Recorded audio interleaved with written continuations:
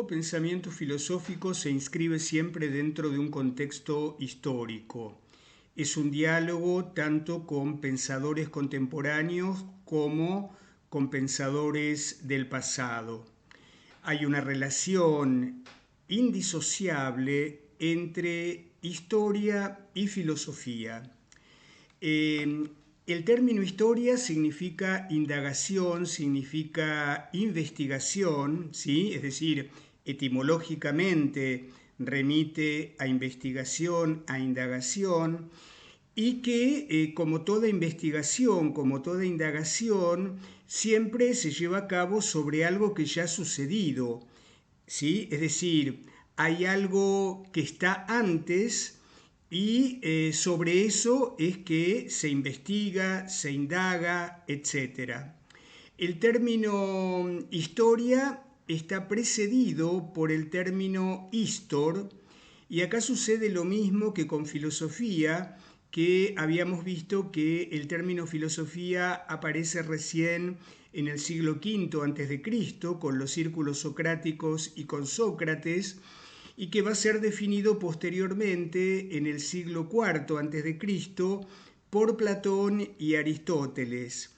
El término filosofía, dijimos, está precedido temporalmente por el término filósofo, que ya ha sido empleado por Pitágoras en el siglo VI a.C. y por el verbo filosofar. Acá entonces sucede exactamente lo mismo. El término historia tiene otro término que ya ha sido empleado por Homero en el siglo X aproximadamente antes de Cristo, y que es el término histor. Un histor es un testigo ocular. Esta es la significación primaria del término histor, de donde va a derivar historiador. El histor, entonces, como les decía, es el testigo ocular de un determinado acontecimiento, de un determinado conflicto, de una contienda, ¿sí? Y que por el hecho de haber visto este acontecimiento, es llamado para testimoniar. Entonces, el histor es aquel que ha visto y por haber visto sabe, ¿sí? El término histor también significa sabio, ¿sí? Es aquel que por haber visto un determinado acontecimiento sabe acerca de eso y es llamado a testimoniar para poder dirimir sobre ese acontecimiento que ha visto. Cuando hay una discusión, entonces se apela a un histor. Vemos que desde antiguo hay una relación entre ver y saber. Recordemos que entre el ver y la luz hay una relación dialéctica, ¿sí? Es decir, no se puede ver sin la luz, y la luz no es luz sin alguien que la vea, ¿sí?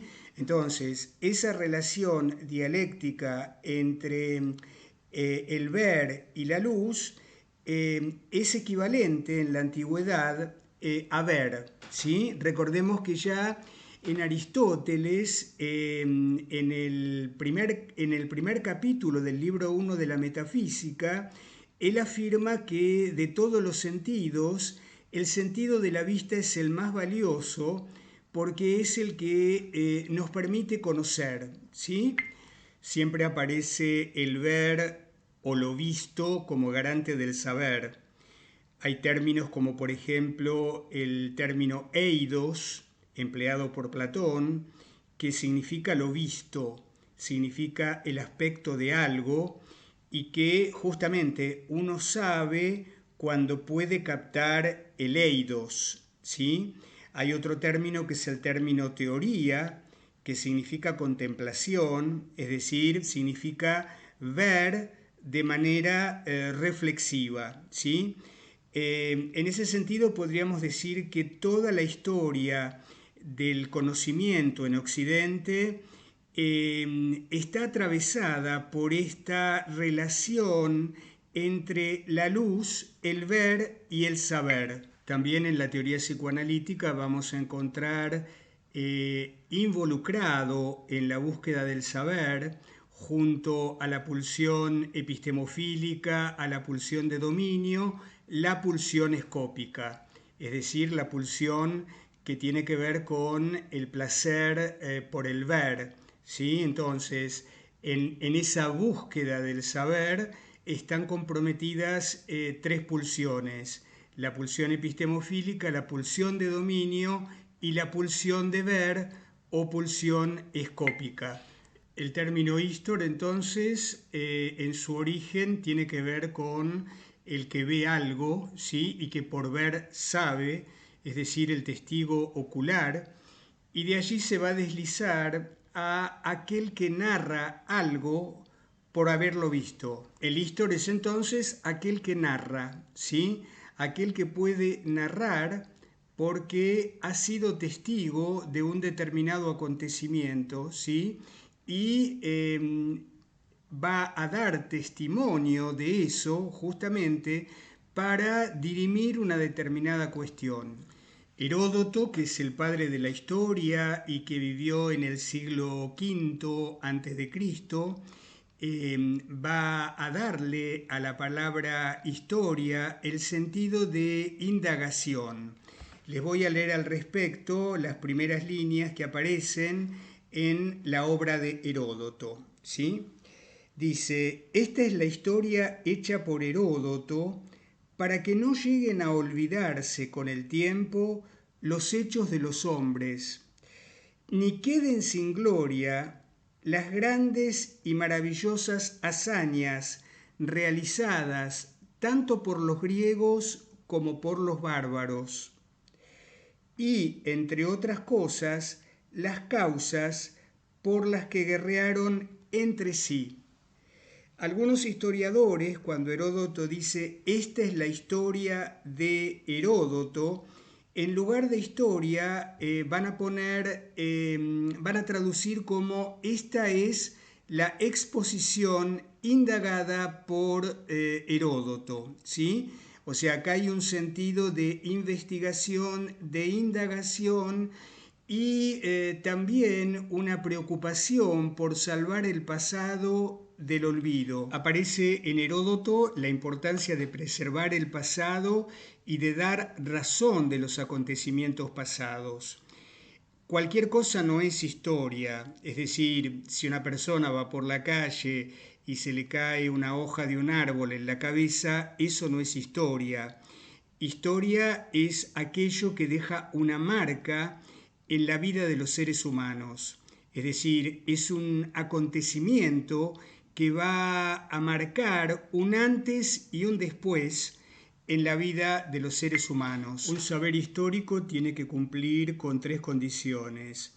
Tiene que ser una indagación, una investigación de los acontecimientos del pasado, una narración de los mismos y también poder dar razón de las causas y de las consecuencias de esos acontecimientos del pasado. Podríamos definir la historia como una relación razonada de hechos sucedidos en el pasado. La historia no es una crónica ni un catálogo de acontecimientos del pasado. Eso no es historia. La historia tiene que cumplir con funciones descriptivas, pero también interpretativas y evaluativas. Antes de finalizar con la videoconferencia de hoy, voy a responder una pregunta que me hizo alguno de ustedes acerca de por qué le damos importancia a la mitología en una introducción a la filosofía. En principio habíamos visto que algunas de las definiciones posibles de filosofía es que la filosofía es el abandono de un modo de pensar basado en el mitos por otro modo de pensar basado en el logos, ¿sí? También dijimos que mitos y logos son dos polos de un continuo que presenta gradaciones, ¿sí?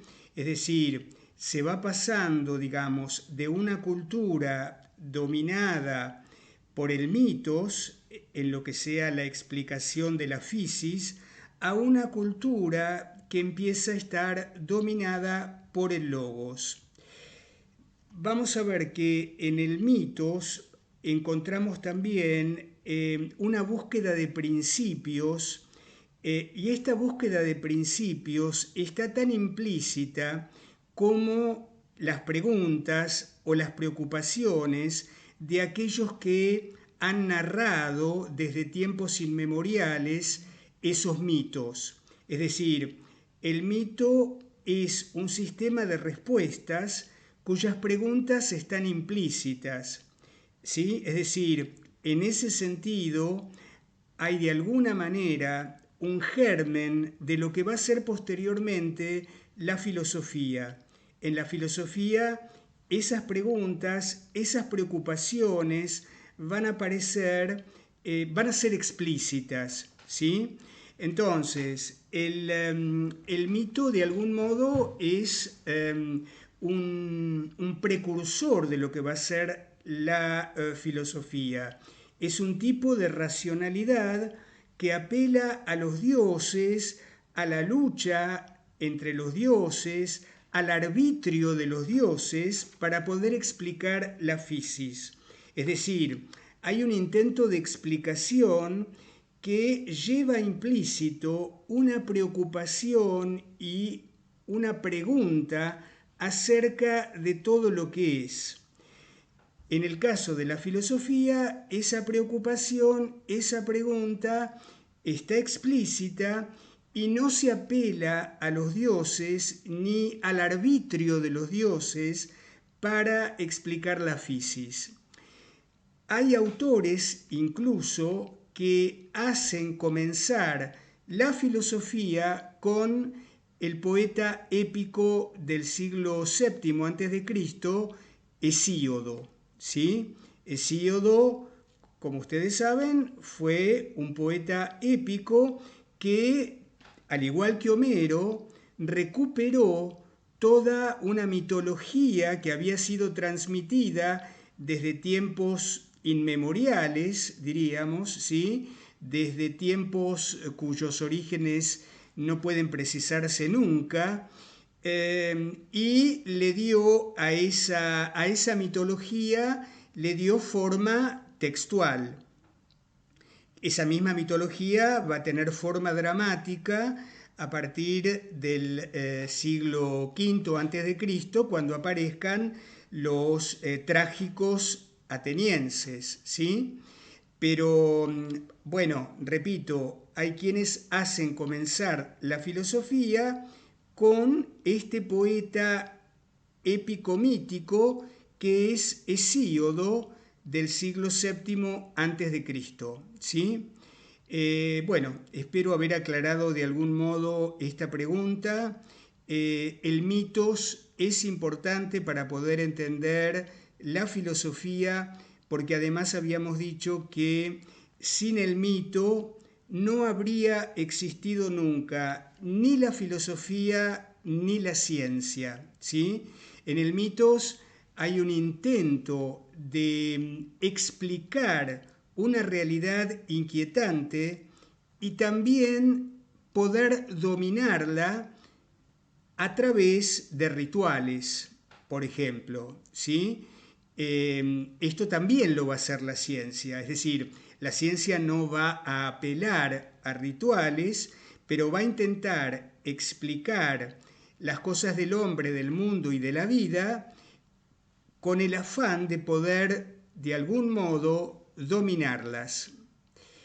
Bien, vamos a dejar acá por hoy y continuamos la vez que viene. Y como les digo siempre, si hay alguna pregunta, alguna duda, alguna necesidad de aclaración, me la dejan por debajo del video en el sitio digital. Gracias.